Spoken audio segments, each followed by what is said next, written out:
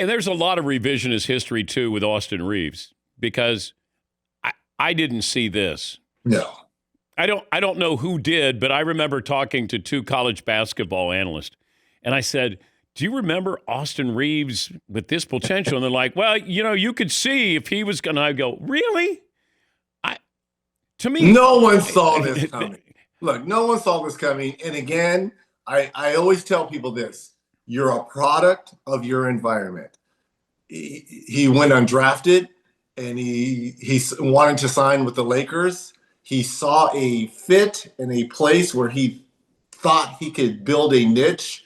He took a gamble on himself, Dan, and knock on wood, health provided, I think it's going to pay off because the Lakers or someone is going to have to pay him because he is a legitimate number one on a bad team if he goes somewhere else.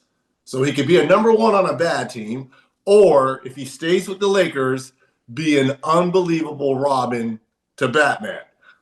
Because he has certainly taken that role from LeBron, and I think they respect that. So right now he's in the catbird seat, and he controls his own destiny as long as he continues to play like this and understand and know his role, which he plays perfectly.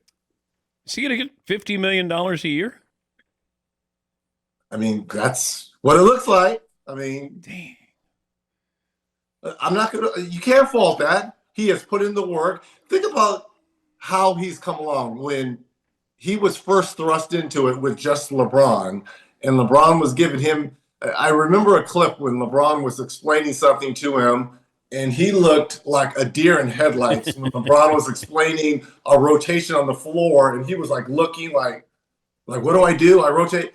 And you fast forward to now, he is one of the biggest voices on this Lakers team. So $50 million is coming his way, either from the Lakers or from someone else. The matter will it be for 5 years or 4 years? He's getting it somewhere. Yeah, and I don't begrudge him making the money. It's you go from undrafted to you're kind of there, and then you would see like little bits and pieces where you go, all right, he can get a shot. All right, he can get to the hole. All right, he's a great.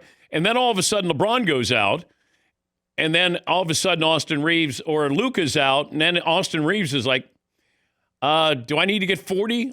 Like that doesn't, that's hard to compute where you go, I can go out and get 40, a couple of times here, or I can be a 25-point scorer.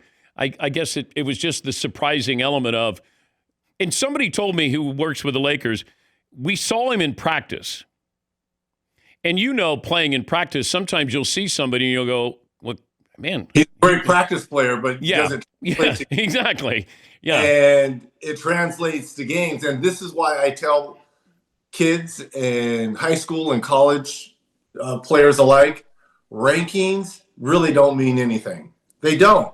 It's what's in your heart, and it's how you developed. I was a late bloomer, and I came on late. I was late to be recruited by UCLA. I was slow to develop at UCLA. They brought me along slow, which was great because they allowed me to grow into my game. And I think Austin Rivers is like that as well. So don't worry about rankings. Don't worry about what other people say. As long as you put the grind in and the hard work, the fruits of your labor will come out. Finding the right fit. Would he be this successful if he was in Minnesota, if he was in Charlotte? We don't know. Sometimes it's the right fit. And let's give Rob Pelinka and that staff a lot of credit for taking a gamble. Sometimes you got to take a gamble, a risky gamble, and it pays off and it works out.